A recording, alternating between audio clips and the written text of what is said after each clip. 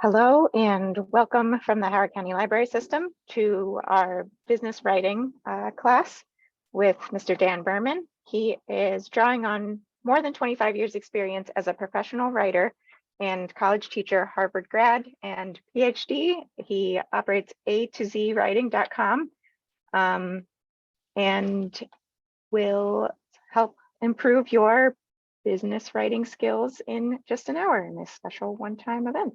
So I'm going to hand it off to you, Dan, and take it away. Thank you, Jessica. And let me extend a warm welcome to everyone who has joined us today for this class on how to improve your business writing. We recognize that your time is valuable, so I am going to get right into the content of the presentation without any additional preliminary remarks, except for this reminder that after the presentation, you will be sent a PDF with a set of slides. That way, you don't have to worry about capturing all the information on the slides, though you're welcome, of course, to take notes if you wish. We'll have a Q&A segment at the end to make sure any questions you might have are answered. By the way, I may pause from time to time to sip some tea or warm water, so if you hear some occasional silence, please don't be concerned.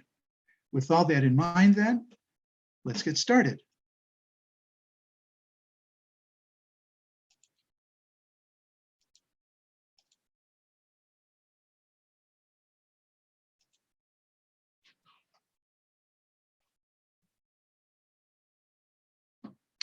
Now, it certainly is true that communication skills, including Dan, writing, yes. I don't think the slides are sharing. Oh, it's not sharing. Okay, well, thank you for letting me know. Why didn't that happen? Okay, let's try this. Share screen. Share. There we go. How about this? Good. Okay, thank you for the guidance from the beginning. Very good. So it's certainly true that communication skills, including writing, improve gradually over a lifetime, in part because of the wisdom we gain with the years. But it is also true, I believe, that if you follow the 10 steps that will be described here today, your business writing will become substantially better just 1 hour from now. That may seem like a big claim to make, but I think you'll be pleasantly surprised to discover that it will be proven true. Why is clarity of communication so important? We can answer this question in 3 parts. The quality of your communication reflects the quality of your thinking. So, if you're not communicating clearly, you're not thinking clearly. And if you're not thinking clearly, are you really doing your job in the sense of performing at a high level or to your utmost potential? So moving now to step 1, writing versus speech. Understand the difference. There's a natural tendency to think that the difference between written and oral communication is simple and obvious. One is spoken and the other isn't. Actually, the difference is more subtle and goes much deeper.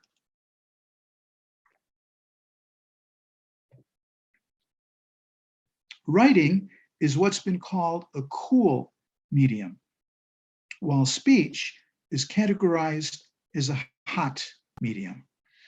The implications are important. Hot media carry with them greater sensory involvement and a higher level of emotionalism. What is spoken orally is hot, whereas what is conveyed in writing is cool, implying a lower level of sensory involvement and emotionalism. Conversations by phone are by nature conducted in real time without the option to set the conversation aside, cool off, and then come back to it later. In oral conversation, words may be misunderstood and misrecollected without the opportunity to review what has actually been said, self-correcting in the process.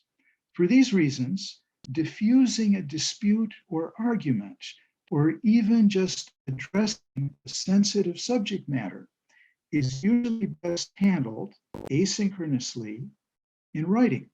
If such a situation arises at work, you're probably better off sending an email than making a phone call or having a face-to-face conversation, at least initially, to lay the groundwork for amicable and successful discussions that will follow.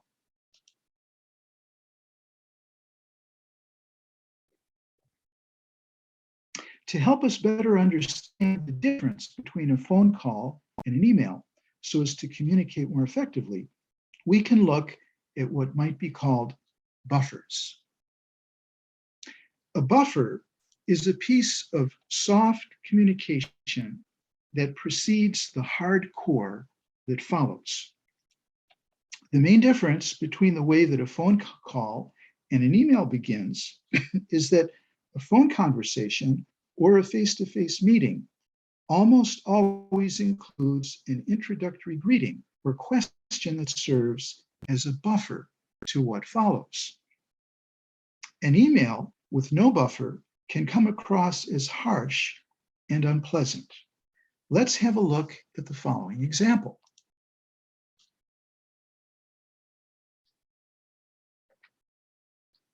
This email with no buffer reads as follows. Hello, John. Your application package is incomplete. If you send us the missing items indicated below, we will promptly process your application. Sincerely, Mary Manager. It's easy enough to see how this message might unintentionally come across as harsh or even abrasive. What would happen if it were modified to include some kind of buffer, replicating more the dynamics of an oral communication? Hello, John. Thank you very much for your interest in this position. If you send us the missing items indicated below to complete your application, we promise to process it promptly. We appreciate the opportunity to review your materials and look forward to hearing back from you soon. Sincerely, Mary Manager. The few added words make all the difference in the world, don't they? So on the subject of email, which most of you probably use frequently, let's look at a few related tips. We'll call them bonus tips that are both easy to implement and highly effective.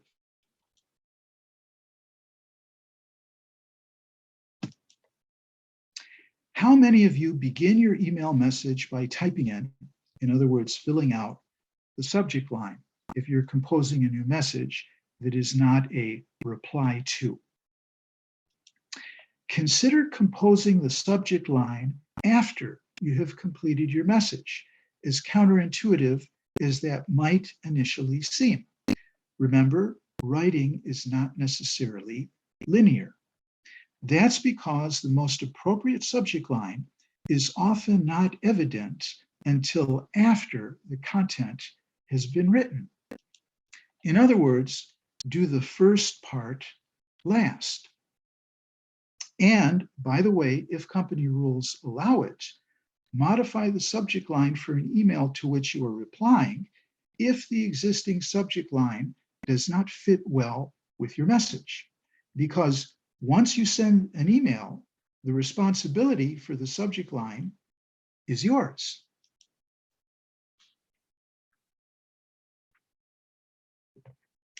How many of you have accidentally sent off an email before it was ready to be sent? Consider leaving the to field blank until the message is definitely ready to be sent. Or if it's a reply email, temporarily delete the address in the to field if you are replying to someone else's message. The more a premature delivery might have negative consequences, the more important this precaution becomes. How many of you have had the experience of losing an email you have invested time in composing? Consider typing into a Word document file, then pasting into email when the message is complete and ready to send. The longer and more complex the message, the more important this precaution becomes.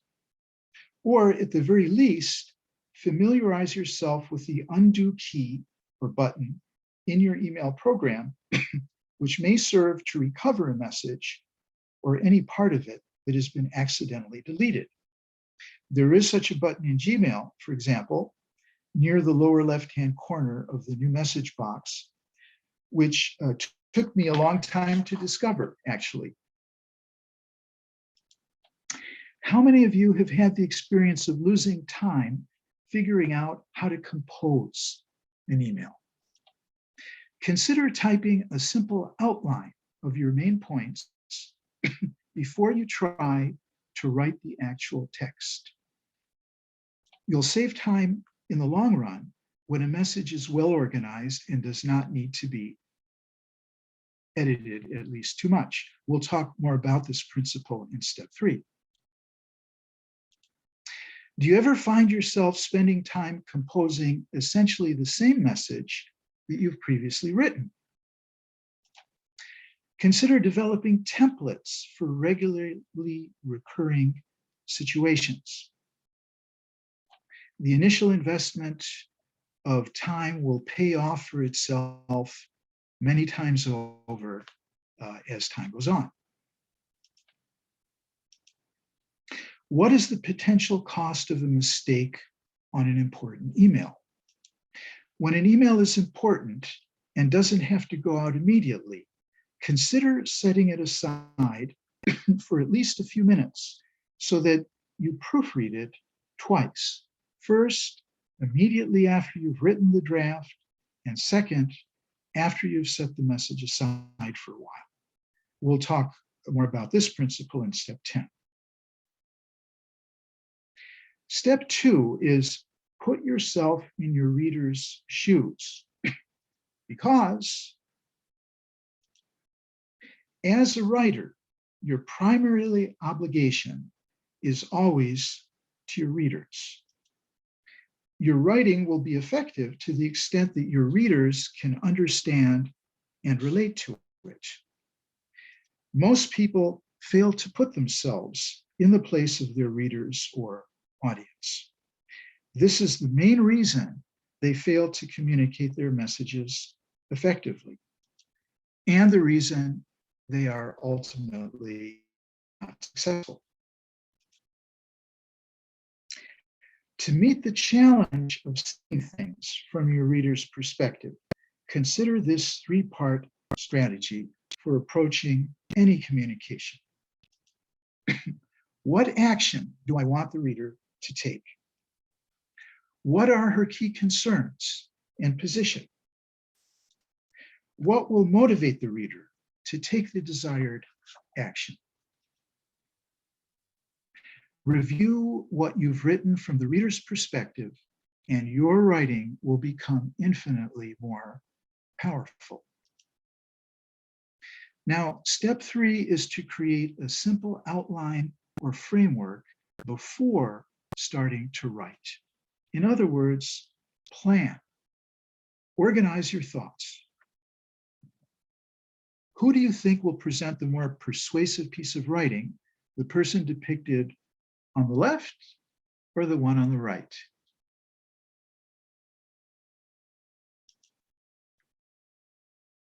The truth relating to outlines is that most people start writing before they are really ready to write. They work out their thoughts as they are writing, on the fly, so to speak.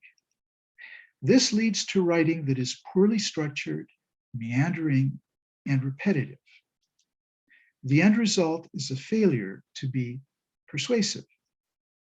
The solution is to first create a simple outline or framework before actually starting to write. In the long run, this will typically save you time. So, how do you create an outline? Start with an intro, which in email could serve as your buffer statement. Brain dump all the points you want to make, all that occur to you at the outset. Shift them around into some logical sequence.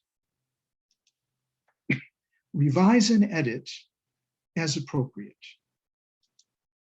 Make it clear in your conclusion what action you would like the reader or readers to take. Your conclusion could actually be written out first.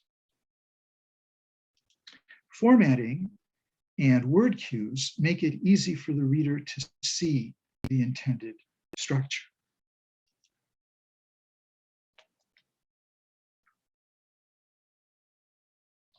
Step 4, tell a story. It's easier, more enjoyable for you, and more effective in terms of communicating the desired message or information to your readers if you tell a story. Writing at its best, all writing, including scientific writing, by the way, is storytelling.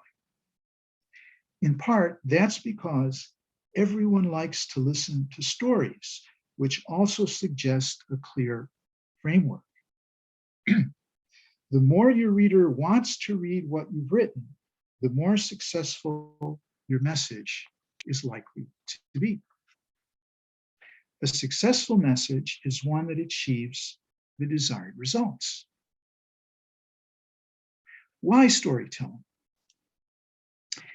If I told you that I have a memo, a report, or a lecture for you to review, how likely is it that you would be eager to read it?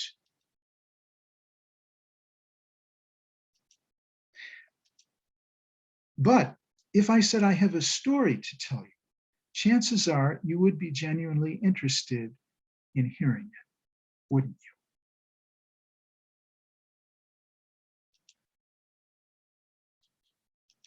As a practical matter, what does this mean? It means you can approach your writing as storytelling. Describe the situation, relate the facts, use action words.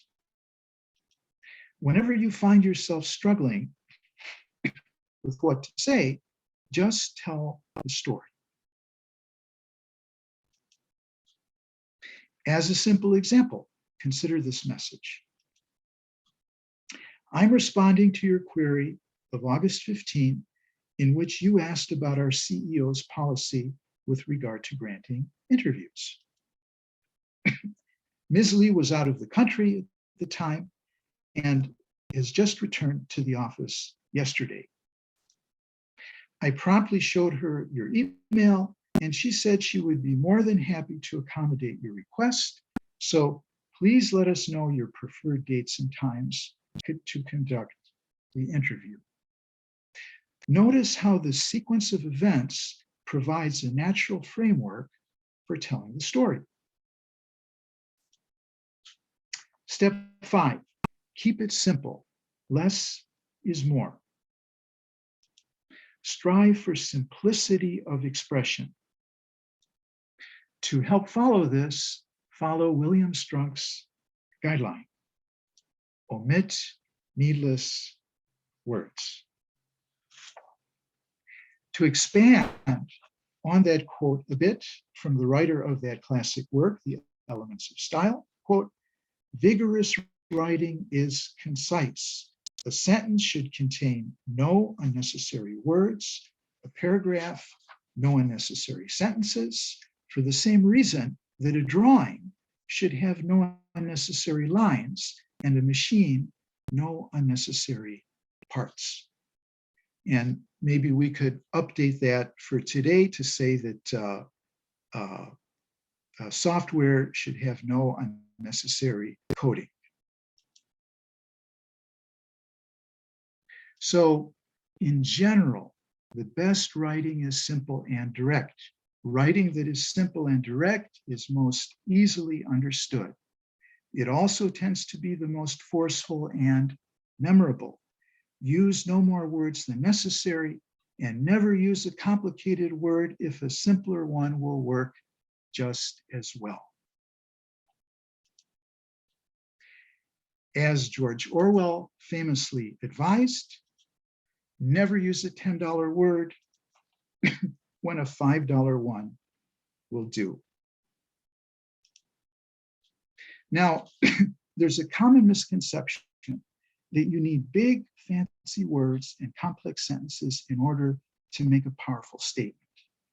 But for proof that this is not true, consider this 2019 quote by Ukrainian President Volodymyr Zelensky.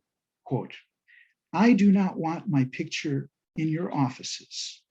The president is not an icon, an idol, or a portrait. Hang your kids' photos instead and look at them each time you are making a decision," unquote. So simple and yet so powerful. Or maybe we should say, so powerful precisely because the wording is so simple.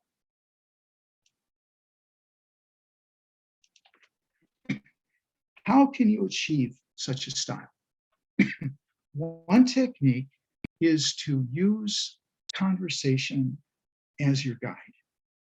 Imagine that you are explaining something over the phone or in person to someone you know, a parent, a friend, a significant other, someone who is not an expert in whatever it is that you're writing about.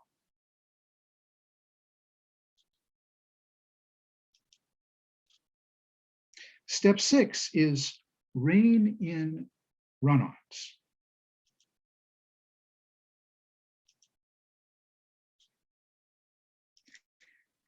In experience, the single most common writing mistake is run-on sentences.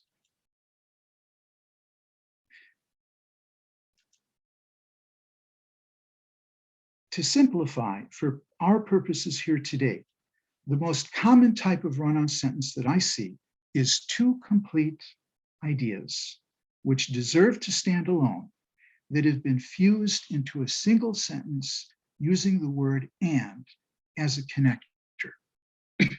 Usually, the easiest solution is to simply break the sentence up into two separate sentences.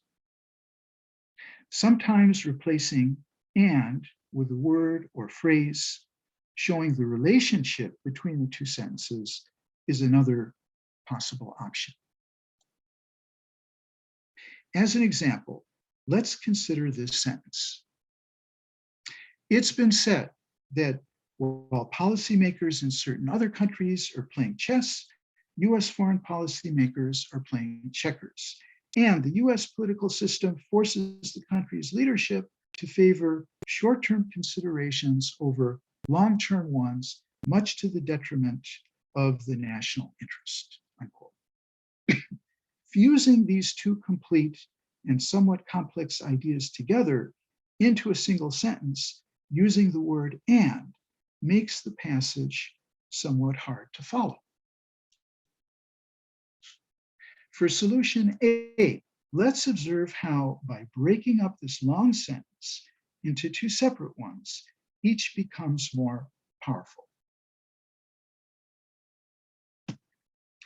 It's been said that while policymakers in certain other countries are playing chess, US foreign policymakers are playing checkers, period, new sentence.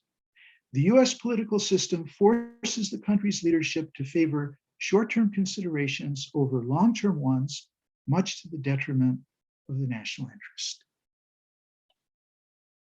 Another option is to change the "and" connector into one that shows the relationship between the two sentences.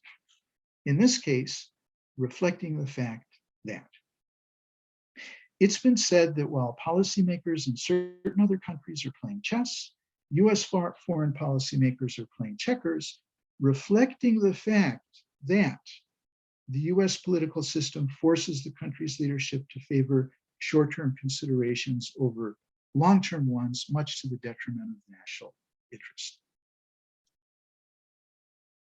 A third option would be to incorporate the changes from the first two so that you have two separate sentences with the second sentence beginning in a way that shows the relationship.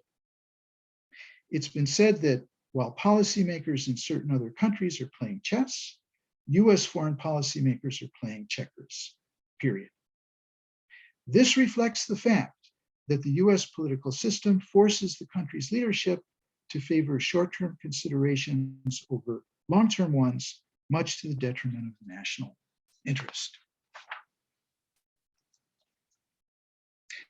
Step 7 is write with power. We've already talked about the simple and direct concept showing examples of the power of this approach.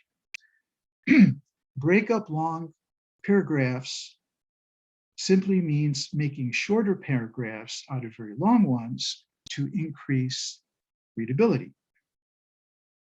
Now we'll briefly cover the other 3 items in the list here. Favor the active over the passive. Remove there is, there are starters of the sentence. And put the punchline last. Now, there are some notable exceptions, but as a general rule, it's best to favor the active voice over the passive, as the following example illustrate. I should say examples, plural. The report was read by Betty. Betty read the report. A decision was made to stop the project. We decided to stop the project. The passive voice should be avoided. Avoid the passive voice. The third power tip on the list is to remove there from the beginning of a sentence when nothing is lost by doing so. There are many sentences that can be improved this way is much stronger as many sentences can be improved this way. A sentence is strengthened by cutting away unnecessary words. We made the point earlier that all writing at its best is storytelling, and every good storyteller knows that a good story is like a good joke, in the sense that the key words of a story, like the punchline of a joke, are best saved for last. As a general rule, your writing will be the most powerful if you put your most important words at the end of your sentence. As a case in point, consider the following 2 versions of this famous excerpt from the Declaration of Independence. Version 1, we hold as self-evident these truths, that all men are endowed by their Creator with certain unalienable rights, life, liberty, and the pursuit of happiness are among these. Version 2, we hold these truths to be self-evident, that all men are endowed by their Creator with certain unalienable rights, that among these are life, liberty, and the pursuit of happiness. Which do you think sounds better? I rest my case.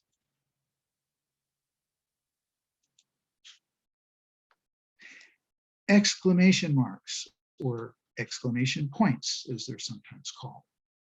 It is a mistake to think that an easy way to write with power is to simply add an exclamation mark to the end of a sentence. It is also a mistake to think that an easy way to write with even more power is to add more than one exclamation mark. It is never correct or professional to use multiple exclamation marks or points. A single exclamation mark should only be used on the rare occasion when you are sure that the usage is appropriate. For example, congratulations. If in doubt, refrain. Do not use exclamation marks simply to get attention. Get attention through the appropriate use of language.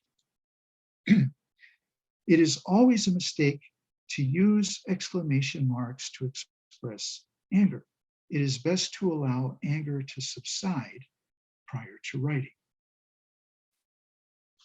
Now, while judicious use of exclamation marks can enhance your writing, the same cannot be said of semicolons.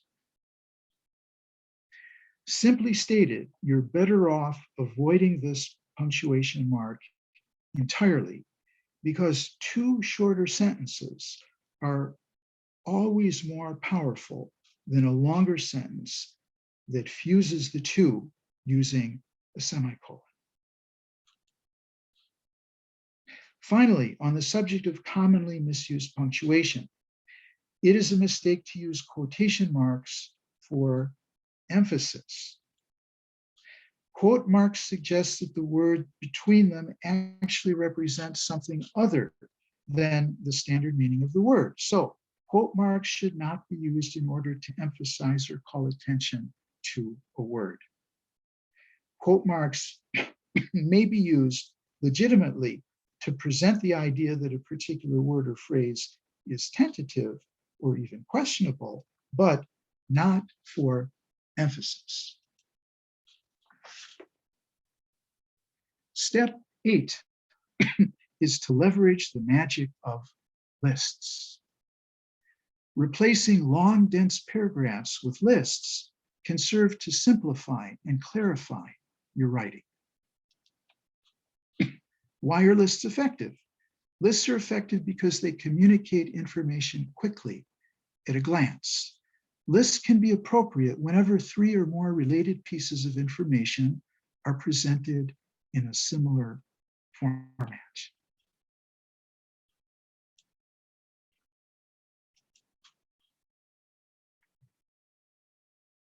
Here are some important rules to follow for creating effective lists.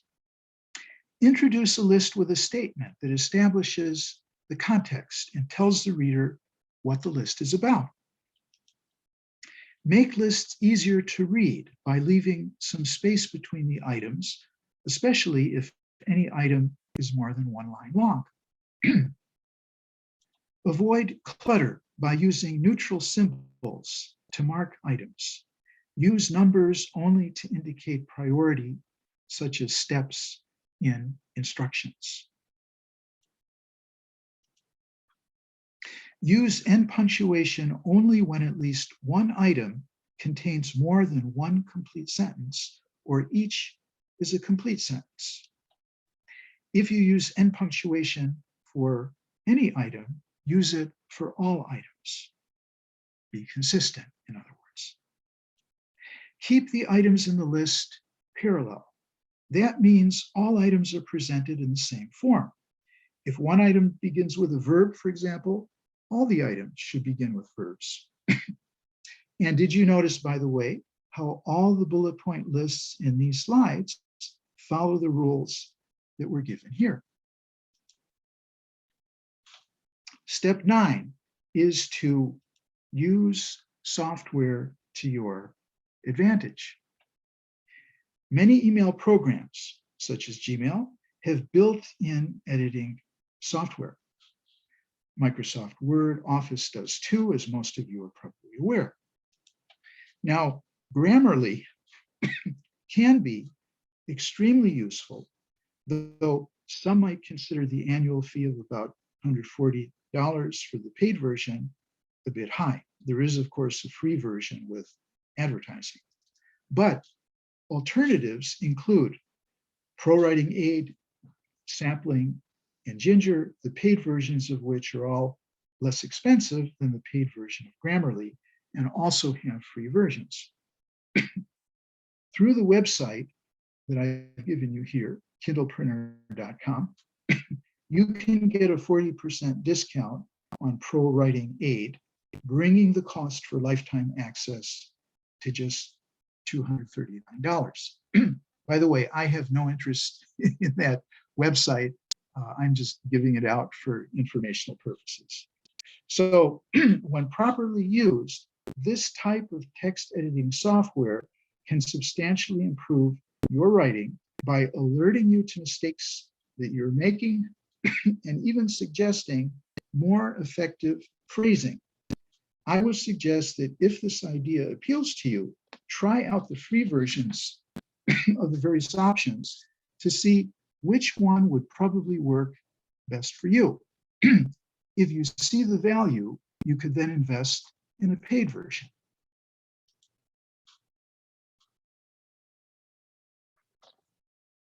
At the same time, you want to be aware of software pitfalls, including the fact that a word may be spelled correctly as far as the program is concerned, but not correctly for the purpose at hand.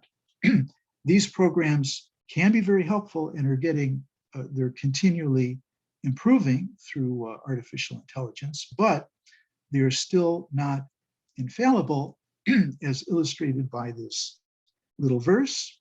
I have a spelling checker. It came with my PC. It plainly marks for my review mistakes I cannot see. In other words, don't assume that your spell checker software will catch everything.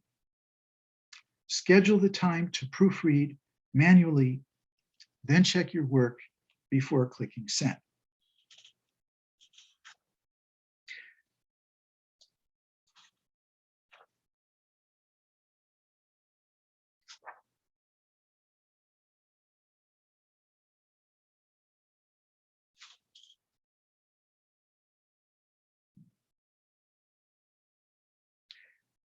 Skilled writers know that one secret to good writing is to let whatever it is you've written, including an email, sit for a while, coming back to review it with fresh eyes at a later time. That's not always possible, of course, but reviewing something like an email, even a few seconds after you first wrote it, can still have big benefits. So, best practices for editing and proofreading. Always let your writing sit whenever possible for later review before publishing, so to speak. That means building time into your schedule for revising, editing, and proofreading. Remember the simple one-word secret to writing well from Amazon's founder, time. Consider leveraging software as described in step 9 above. Invest in a good reference guide for style and grammar. Fowler's Modern English Usage is one example. Another is the Gregg reference manual with a quick guide in front and a detailed index in the back. Finally, when checking over your writing, carefully consider any use of humor. The simple two-word answer to the question, what's the best way to use humor in on-the-job writing, is very carefully. If in doubt, abstain or refrain. As a general rule, the safest butt of humor in a joke is oneself. In other words, the joke's on you.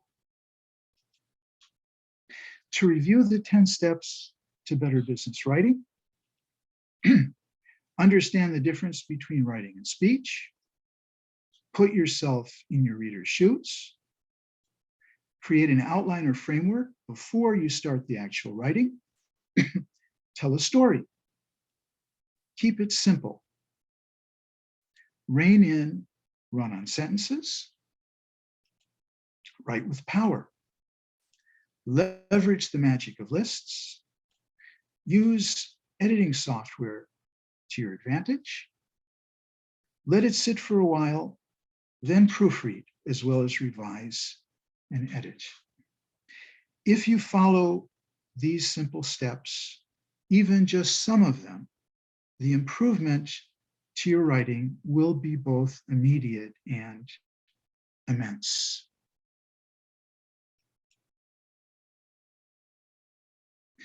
I'd like to thank you for your time and attention today. I do hope you find this information to be of value. You will be receiving a PDF of all the slides later by email.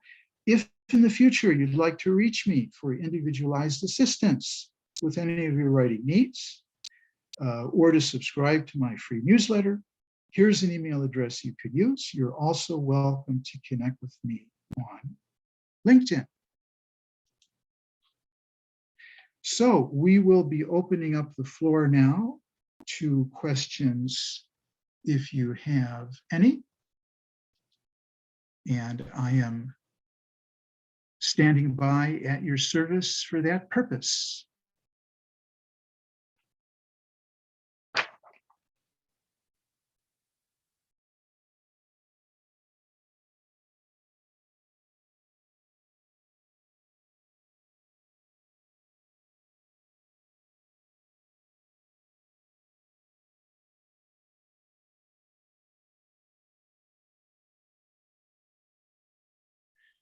Or maybe I did such a great job with the presentation that all the questions were answered.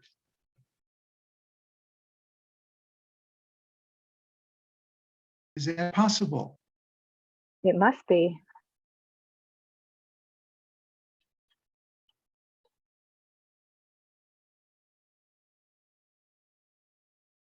Well, in that case, we'll end the presentation here. Let me stop the